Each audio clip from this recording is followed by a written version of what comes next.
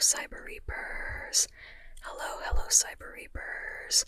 So today, wherever you are, I would like to read a bit of my upcoming release for you. My debut book, really.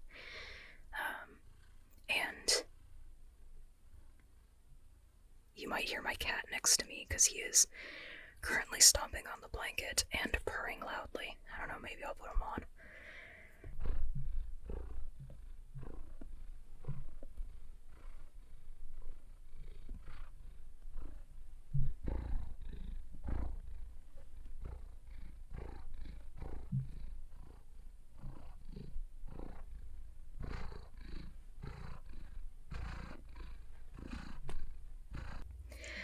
Alright, so that's Loki. And now I'm gonna go back to. Oh, he is moving. He is on the move. I just introduced you, and now you just leave. Okay, well, that was Loki. And he just left the bed after I introduced him, so. Alright, well. Okay, so. What was I saying? Ah, yes. So this week, I wanted to get a book review kind of video done for you. I have a very exciting book to talk about, but I decided to push it to next week because of there was a lot this week, and I feel like I keep saying that, but it keeps ending up being true. I don't know, it feels like I've experienced a lot over the past few weeks.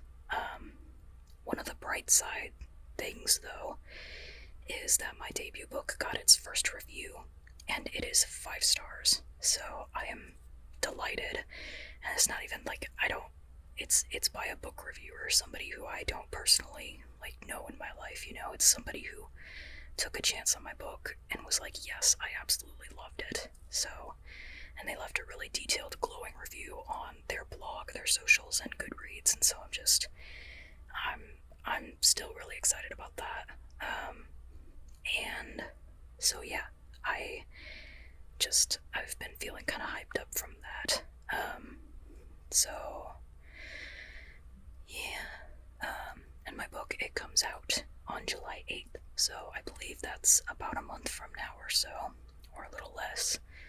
So that's exciting in of itself as well.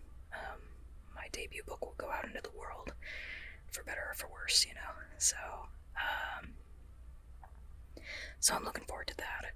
Definitely looking forward to it being out there and it being, its own finished product thing, So that's exciting. And I have the first proof copies, so I also have a couple of ARC copies, which are a little different. These are like the final proofs.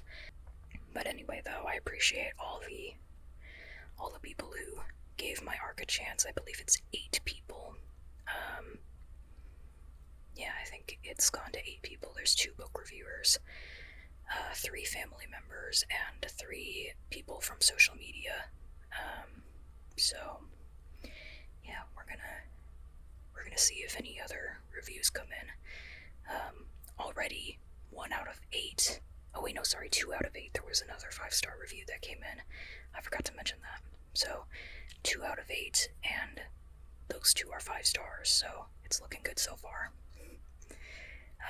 And that's 1/4 of a response of people reviewing versus the people who have access to the book. So I'm pretty happy about that. Yeah. And I think I'll still be open to ARC reviews. If anybody wants to sign up on the sign up form, feel free to. I don't really expect anybody else to at this point, but if you want to, feel free. Because yeah, I'm still giving them out. I'm like, I might as well just keep doing it until it's officially, out or whatever. So yeah, and I learned that NetGalley is out of my price range, so I can't exactly put it there. Maybe one day, we'll see. Not this particular book, I just mean maybe at one point, one of my future books, because I I have a ton of books that I plan on publishing, so yeah, alright. I think I talked for long enough. Let me go ahead and just read you some of my book, right? And technically, some of these sentences could be subject to change, but I'm going to read you the beginning part, so it's unlikely that it's going to deviate much from the final version that you would, say, purchase and find maybe in a library somewhere. Yeah, so I just wanted to preface it with that.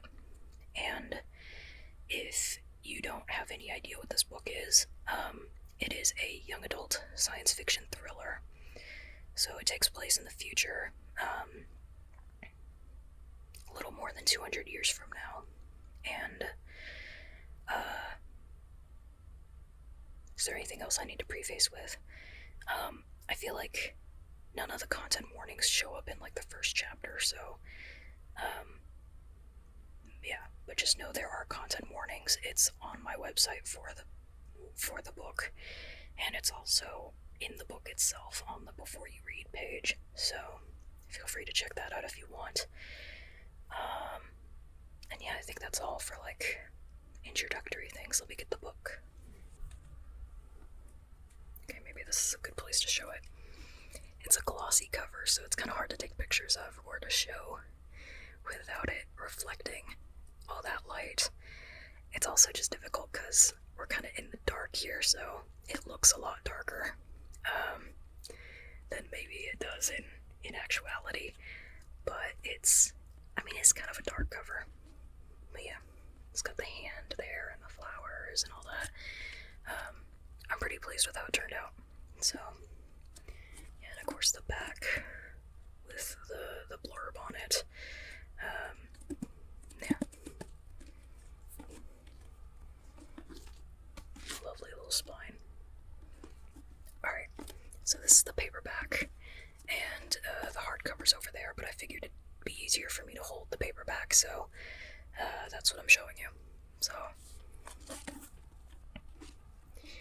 alright, let's see. When Truth Cowers by Jiamba. And yeah, that's how I say my name, by the way, Jiamba. I mean, if you say GMBA, I won't oppose it. It just reminds me of I feel like I should break out in a dance doing GMBA to the tune of YMCA if you say it like that, but it's fine if you want to say it like that. I can be the GMBA, but I say it Jiamba. So, alright, there's a copyright page, and I'll go ahead and just give you the dedication. It's short. This book is for the people with PTSD who read thrillers as therapy. I see you. I'm one of you. So, yeah, I wrote this book for many different reasons. But I really wanted a way of kind of getting out my own personal aggravation with how people in government get away with things and leaving loopholes in the law, resulting in just bad things happening that you can see from a mile away, and yet people in government just don't care for whatever reason. And also just a lot of I speak as an American, a lot of the American public just doesn't care unless it affects them, so that's part of why I wrote this book. Yeah, okay, there's the trigger warnings on that page. I also included a lot of upfront stuff based on what I've heard readers enjoy and what I personally enjoy. So I have a character guide that has all the characters' names, pronunciations, and pronouns. And then there's a map of the setting. So it's not like the super most prettiest map. It's mostly just kind of there just so you know the layout of the cabin where this story takes place. And then of course the Truth or Dare rules, because the story takes place on a game show that is themed around the idea of Truth or Dare. But, somebody exploits the rules and things go wrong and it becomes deadly really fast. So, there's that. My gosh, I talk a lot. I'm already quite a few minutes in. I don't know, maybe I'll end up cutting the beginning shorter so that I get more to the point. But I am at chapter 1 now, so chapter 1 of When Truth Cowers by Giamba. Or GMBA. Please, no. Giamba by Giamba. Alright. I kicked the avocado plushie off the bed again while I slept. It looks up with that smiling face, judging me silently. My contact lenses notice that I'm awake. Logos and notifications cross through my sharpening vision. It makes it difficult to gauge the distance from the floor as I swipe at the plushie. I scoop it up as unread text messages overtake my eyes.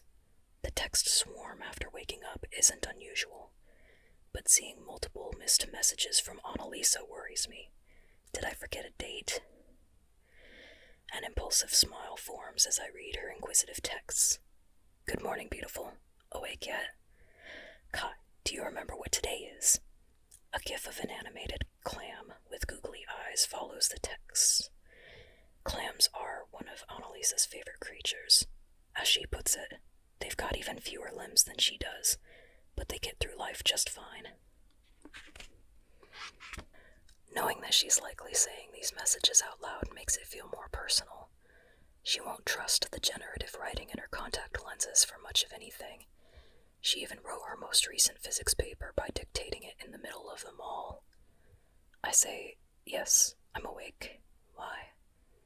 The text ripples across my eyes as it sends. Analisa responds with, yay, updates in 30 minutes. The tree bark on my back warbles in nervousness. My alien parent likely thought it was a gift for some of my skin to be like theirs. Sure, the way the bark rubs together to make noise is cool, and when my parents taught me that it's called warbling, it stuck with me as something that could have been neat.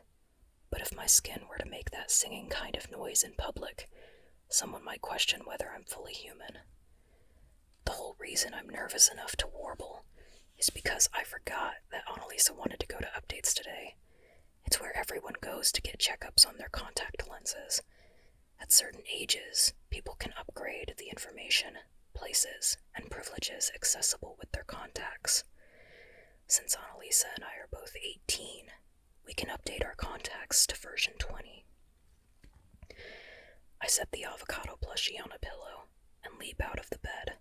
I fling on my yellow robe and step over my comfy corner of plant plushies covering the beanbag. My desk chair almost trips me again. Since I attempted to hop around the folded clean clothes I left in a pile by the foot of the bed, I snap my fingers for more light. The bulbs strung across the ceiling flash on. My little plant-shaped lamps also illuminate the furniture. The electronic wall wakes from its night mode, igniting with digital photos and posters. I can't help but smile at the several photos of Analisa and me. For years, we've commonly taken selfies to show off our outfits, commemorate when we find posters for game shows, and capture silly moments. When I enter my personal bathroom, I snap again to turn on the bright lights. My elbows press against the marble counter as Analisa sends. Remember, we're just visiting. We don't have to do it today, if at all. An uneasy shiver runs across my skin, but fortunately the bark doesn't warble this time. I suck in a breath of lavender-scented air, trying to calm my mind as I arm my toothbrush with toothpaste. Despite her claims that this is only a visit, I know Annalisa's ready to update her contacts.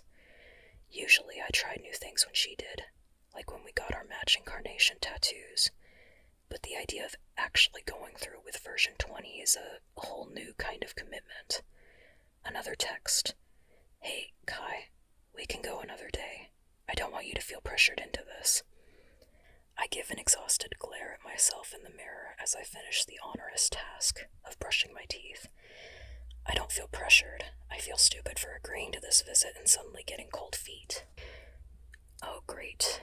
My green skin is starting to show. I have to apply skin gradient every day since it wears off after enough time, or after using enough cleaning supplies.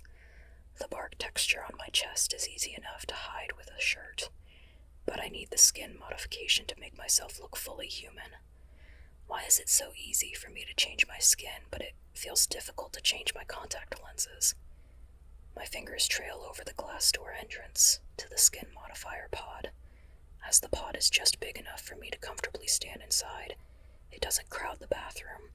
Fortunately, I was able to purchase it after winning a local kids' trivia game. I have my history fixation to thank for helping me win that a few years ago. I step into the pod and close my eyes when the chiming countdown starts. Music plays as steam ripples over my body. As the music diminishes, the soft drying jets blow warm air. My eyes blink, wary of the vapor drying on my lashes. Relief settles into my tense muscles when I see the light tone on my arms. I step outside the pod and admire the change in the mirror.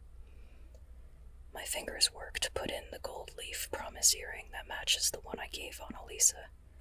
My anxiety grows as it takes me a few extra seconds than usual to pinch it into place. I push open my closet doors and slide the hangers around, considering my black outfits. The scarf with neon yellow highlights was a gift from Analisa, so I choose that as part of the look. I pick through my clean clothes pile for the blouse that matches the scarf best. A black jacket would be good.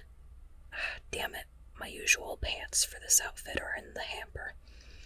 My mind lingers on the updates visit as I pull on my ripped leggings. Getting version 20 might not be so bad. The main advertised appeal is that it gives a person access to applying to serious game shows. All the local, barely televised kiddie games are left behind. No more hide-and-seek, hot potato, or trivia. Version 20 allows people to apply for broadcasted game shows like Mother May I, Never Have I Ever, and Truth or Dare. The last one has been my favorite for years, since it was the first show I watched with Analisa. Playing well-funded games like those means more money to win and more notoriety to gain. If I want to keep my alien parentage a secret, staying away from attention-grabbing things like those shows would be best. Aside from the game show aspect, version 20 is appealing for different reasons. With version 20, I'd be treated more like an adult. I could drink alcohol and take pills. If I had the money for it, I could apply for off-government housing. I've even heard that there's better service at restaurants as a teenager with version 20. That's probably why Annalisa's excited about it. But she's been awestruck by the serious game shows since she was little. She's joked that we could win something big together on one of them. Am I so nervous about this updates visit because I'm scared of her applying to one of the shows? I'm wasting time thinking. I snatch buckled black boots out of my closet and pull them on. Another text from Analisa. How about I try it today, and if you feel more comfortable with it, you can try it later. Who knows, I might play something and win enough to get you to DU. She adds a cartoon clam gif with a heart. She would be willing to play a serious game to get me into Derelict University. I've had my eye on the place because it has one of the best history departments in Tribu Mauricus. It's arguably one of the best schools in the entire North American region. And it's right here in the city.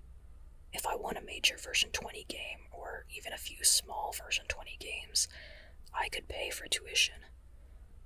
But the cost of winning depends on the game. To start, you have to sell yourself on how interesting you are to become a contestant. Then, whatever happens in the game is on your online record. If I do something embarrassing or say something horrible, my reputation could be ruined. The games guarantee that players can sue if someone discriminates against them based on what's revealed. Still, I don't feel secure enough about that being enforced. Regardless, Annalisa wants to upgrade to version 20 today. I should be there to support her. Annalisa supported me countless times throughout my years in New York. Her encouragement has been even more resolute since she learned that I'm a lab-created being. My alien parent, human mom, human grandparents, and Auntie Tara are the only other ones who know. Graham and Grandpa made sure to delete any online evidence of me as a kid with green, barky skin. They're cool like that. My parents, who used an incubator with a random generated characteristics blend, are not. I let a bot apply my makeup and a metallic gold sheen to my dark brown hair.